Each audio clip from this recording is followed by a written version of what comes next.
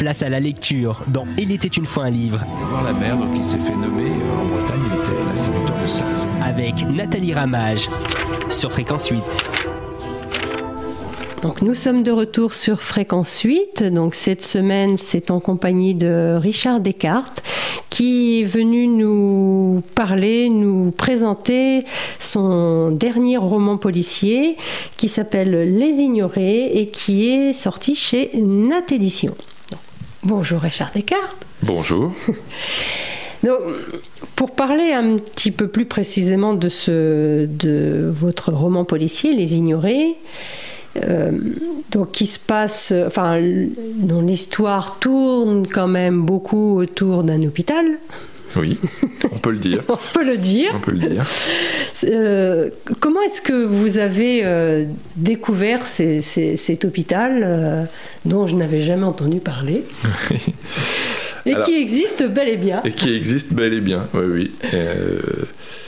C'est ce qui m'a fait en fait écrire le livre, hein, c'est la découverte de cet hôpital. Hôpital psychiatrique. Alors, il a eu plusieurs noms en fait, hein, parce que ça n'a pas toujours été hôpital psychiatrique.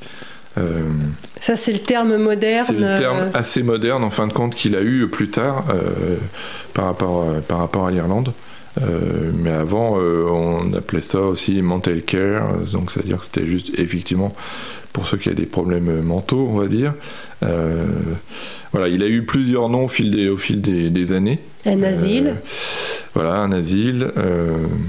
Et puis, c'est un petit peu son histoire, mais moi, ce qui m'a intrigué, en fait, et qui m'a interpellé, c'est que, un petit peu comme le héros qui la première fois il est venu en Irlande en 92, c'est un peu moi, en fait, qui débarque en 92 en Irlande. Et en fait, moi, depuis 92, je vais en Irlande régulièrement, et à Killarney, entre autres. Et là où se trouve l'hôpital. Voilà, pendant 20 ans, je n'ai jamais entendu parler de cet hôpital, en fait. Enfin, même pendant 25 ans, on va dire. Et c'est que... on est en 2018, hein, on va dire. Donc 2016, fin 2017, début 2017, j'ai un beau-frère, en fait, qui parle de cet hôpital à mon fils. Et en 2018, quand on va fêter Noël en Irlande, mon fils me raconte, en fait, ce que lui a dit le beau-frère. Et du coup, mon fils était allé pendant les vacances là-bas et avait pris des photos de cet hôpital. C'est une bâtisse qui est quand même très très imposante. Ah oui, c'est immense. Et du coup, ce Noël-là, on est allé sur place, en fait. Et c'est là que je me rends compte que, en fait, ça surplombe, en fait, Killarney. Et que c'est même adossé, en fait, au stade de foot de Killarney. Donc effectivement, l'hôpital a 160 ans. Donc quand ils l'ont construit, il était à l'écart de la ville. Mais voilà, la ville a grandi et puis le stade de foot est venu s'installer entre guillemets au pied de l'hôpital. Mais l'hôpital est en fait sur une petite colline et donc il surplombe vraiment la ville. Et c'est une bâtisse immense. Et donc j'ai commencé à entendre parler un petit peu de ça, mais vraiment de manière assez sporadique en fin de compte. Et que effectivement c'était un hôpital psychiatrique et que voilà, ils avaient accueilli des personnes. Et là, quand moi j'y suis allé, il y a des caméras de surveillance partout, il y a des détecteurs de mouvement, c'est complètement fermé, on peut pas y aller. C'est juste habité par des lapins et des corbeaux et des rats certainement. Donc on voit des lapins qui rentrent et qui sortent par les trous des portes un peu partout. Et du coup, sur le ferry, en revenant de l'Irlande, de ce Noël-là, j'ai eu l'idée de l'histoire. Des derniers chapitres de l'histoire me sont venus comme ça pendant la traversée qui dure 21 heures. Donc il y avait de quoi faire. Et du coup, en revenant en France, j'ai essayé de trouver des documents, des informations sur cet hôpital. Et en fait, il n'existe qu'un seul site dont l'adresse est donnée à la fin du livre. Et donc du coup, je me suis imprégné de toutes ces histoires qui étaient tous ces éléments en fait qui constituent votre histoire à vous, quoi. Voilà, et je me suis servi de tous ces éléments-là pour construire, étayer un petit peu, consolider l'histoire, voilà, elle repose quand même sur une partie de faits réels, en fin de compte, même si l'histoire est complètement inventée. Hein. Mais voilà, les personnages sont complètement fictifs. Voilà, les personnages sont complètement fictifs, mais simplement, il y a des éléments qui sont donnés dedans à titre d'information par un certain personnage qui sont des réalités, en fait. Et c'était assez effrayant, en fin de compte, en découvrant ce qu'avait été cet hôpital. Et surtout, ce qui m'a un peu plus effrayé encore, c'est que je me suis rendu compte qu'il n'avait fermé qu'en 2012. C'est-à-dire que moi, j'y allais depuis 1992, et donc en 92, il était encore ouvert, il y avait encore quelques patients, on va dire, qui étaient dans cet hôpital. Et il n'a fermé réellement ses portes qu'en 2012. Donc voilà, c'était ça aussi, c'était de me dire, mince, il y avait un bâtiment énorme, qui surplombe tout qu'il en est. En 20 ans de temps, j'en ai jamais entendu parler. C'est vraiment à croire qu'il y a une chape de plomb, en fait, qui est là par rapport à ce bâtiment et par rapport à ce qu'il a représenté, je pense, pour l'Irlande. Alors, quand vous dites une chape de plomb, est-ce que... Alors, votre histoire, les personnages sont fictifs, oui. Mais... ce que vous y racontez, il y a quand même un fond de vérité dans ce qui se passait dans cet hôpital. Est-ce que ça pourrait pas justifier cette chape de plomb ? Oui, non, mais bien sûr. Je pense que voilà, il faut lire tout le livre, mais effectivement, les éléments qui sont dévoilés tout au long du livre et qui sont. C'est pas une page glorieuse de l'histoire. Oui, je pense que malheureusement, si on se penchait sur l'histoire française, on trouverait certainement des équivalents. Mais oui, c'était quelque chose qui était. Voilà, en Irlande, la partie, en fin de compte, asile psychiatrique a représenté quelque chose d'absolument énorme, en fait, pendant des années. Bon, c'est dit dans le bouquin, voilà, c'est que le nombre d'internés au niveau du pays était colossal, en fait.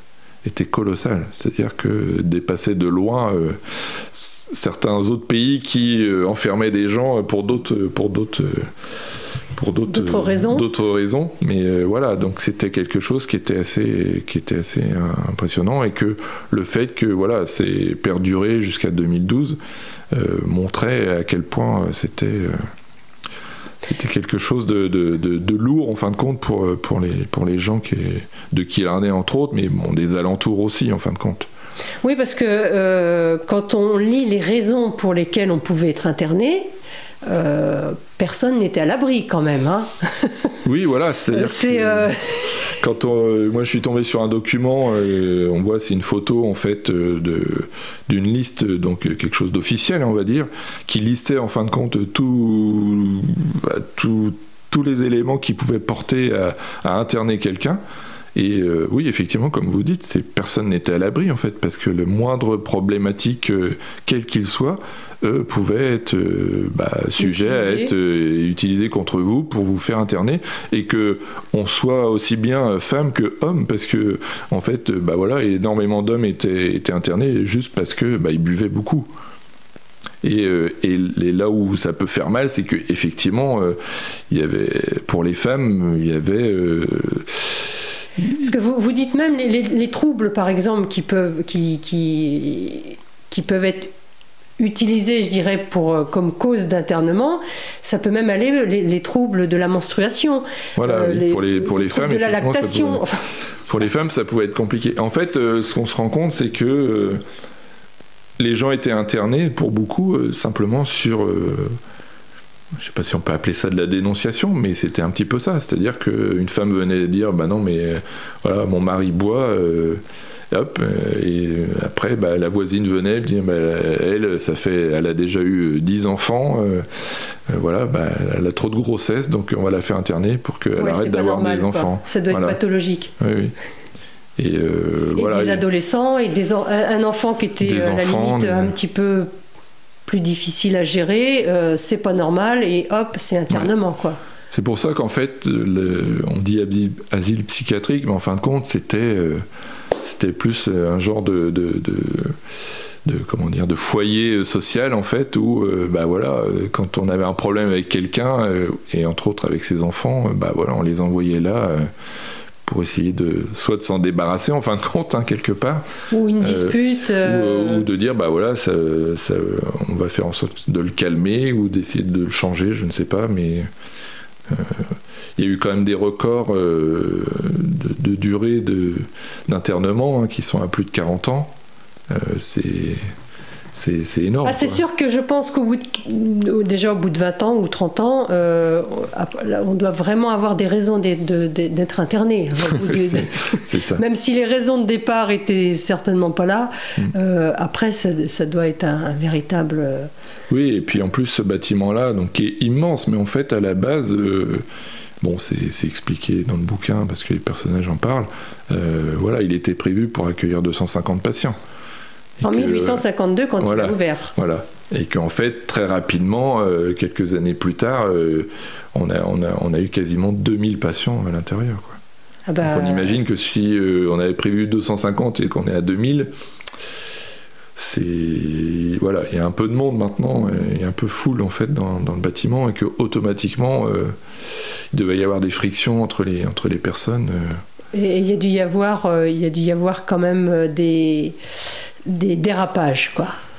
Exactement, parce que c'est ce qui est dit aussi. Voilà, moi j'ai lu pas mal de documents qui étaient sur le site aussi, où justement ils expliquent. Alors c'est des documents souvent rétrospectifs, c'est-à-dire qu'en fait c'est des personnes qui ont analysé, parce qu'en fait il y a très peu de documents officiels, hein, qui ont fuité par rapport à... Il y a beaucoup qui ont été détruits. On se demande pourquoi. Oui, et qu'en fait il y avait même pas de diagnostic ou de quelques traitements que ce soit médicaux, en fait. C'était voilà, pas une prison, mais un endroit où on pouvait se débarrasser de quelqu'un. On pouvait se débarrasser de quelqu'un, et puis voilà, il était pris en charge par cet établissement, et voilà, quoi. Donc c'était assez... Aucune famille ne pouvait... Finalement, aucune famille n'a dû être à l'abri d'un internement, quoi. Enfin, en cherchant bien, toutes les familles ont dû avoir au moins quelqu'un qui a passé quelques semaines ou quelques mois, quoi. Bah oui, parce que même sans jeter la pierre aux Irlandais, si on commence à dire que la boisson est un... peut vous faire interner, ça risque ça peut être pas mal de monde tout de suite. Et puis il y avait des choses aussi, des choses un petit peu plus scabreuses, on va dire, mais qui étaient liées à l'intimité des gens, qui pouvaient être prises en compte aussi. Donc effectivement, voilà, quand on découvre ça fait un petit peu froid dans le dos. Et c'était le contraste en fait entre ce qui s'est passé dedans, ce bâtiment énorme, imposant, qui surplombe la ville, et le fait que voilà, pendant 20 ans on n'en entend pas, enfin moi je n'en avais pas entendu parler, pourtant j'ai fait Killarney en long en large, et voilà, personne n'en parle. Je pense que c'est tabou, de ce que le beau-frère m'a dit, voilà, et c'est quelque chose qui... certains jeunes maintenant, parce que lui il est plus jeune que moi, voilà, en parle un petit peu, mais effectivement c'est quelque chose qu'on a préféré un petit peu oblitérer et faire. Et encore aujourd'hui. Et encore aujourd'hui, je pense, oui. Mais c'est quand même pas mal de choses en Irlande. Moi, il y a d'autres sujets qui sont abordés aussi dans le livre, qui me tenaient à cœur. Par rapport à certaines choses, par rapport aux femmes et tout ça. Voilà, c'est quelque chose qui a existé et qui existe encore un petit peu, hein, vis-à-vis de ça. C'est le poids aussi de la religion. De la religion catholique, en fait, qui est quand même assez... Bon, je n'aborde pas les sujets liés à la religion, mais c'est l'état d'esprit, en fait. Voilà, en Irlande, j'ai l'impression que des fois, on préfère ne pas parler d'un sujet et du coup croire qu'il n'existe pas, en fait. Après, la société irlandaise est quand même encore très imprégnée de la religion, même si vous n'abordez pas ce sujet-là, mais on voit bien que il y a... Oui, on voit bien que les Irlandais sont encore... oui, ils sont très attachés. Ils ont une culture. Il y a un certain paradoxe, en fait, en Irlande, hein, on va dire. C'est ce que j'aime aussi. Hein, c'est que, voilà, ils sont très ancrés dans ce catholicisme, peut-être pas pur et dur, mais en tout cas très ancrés en eux par rapport à ça. Et d'un autre côté, ils sont très ancrés aussi dans tout ce qui est leur celtitude, en fin de compte, attachés aux légendes, à tout ce qui fait que c'est un pays celte. Et voilà, c'est un peu contradictoire, on va dire, parce que d'un côté, il y a un petit peu le paganisme, en fin de compte, celtique, et puis de l'autre côté, le monothéiste, qui est le catholicisme, quoi. Donc c'est ce mélange qui est intéressant, en fin de compte. Ils sont juste le produit de leur culture. Oui. D'une culture et d'une histoire qui... Oui, et en plus, la partie celte, c'est aussi, je pense, en grande partie grâce aux Anglais, en fin de compte, qui se sont repenchés, en fait, sur leur histoire ancestrale, en fin de compte, et que ça a, du coup, pris une ampleur beaucoup plus importante que ça n'a pu l'être, je pense, avant que les Anglais ne mettent un peu la main sur l'Irlande, quoi, en partie, et les oppressent quand même pendant des années. Donc voilà, il y a ça aussi. Je pense que c'est un moyen de défense, en fin de compte. C'est un peu comme les Bretons qui ont raison de se resserrer autour de ce qui fait leur unité, en fin de compte. Et c'est toujours intéressant, quelles que soient les régions du monde, en fin de compte. En France, effectivement, on est assez servi parce que toutes les régions ont un petit peu leur identité culturelle qui est forte et et voilà, qu'on voit bien qu'on essaye de renforcer toutes ces particularités, en fin de compte. Et c'est ce qui fait la richesse, en fin de compte, d'un pays, enfin. Sa diversité. C'est la diversité,